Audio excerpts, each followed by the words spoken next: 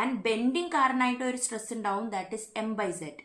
ഈ M by സെഡിൻ്റെയും P by എൻ്റെയും ഡയറക്റ്റ് സ്ട്രെസ്സിൻ്റെയും ബെൻഡിങ് സ്ട്രെസ്സിൻ്റെയും കോമ്പിനേഷനാണ് അതിൻ്റെ നെറ്റ് ഇഫക്റ്റീവ് സ്ട്രെസ് ഡയഗ്രം വരുന്നത്.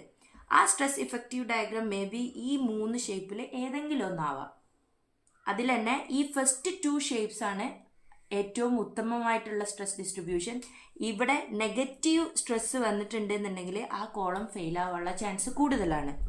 അപ്പോൾ ഇവിടെ സ്ട്രെസ് എന്ന് പറയുന്നത് ഫുൾ കംപ്രസീവ് ആയിരിക്കും.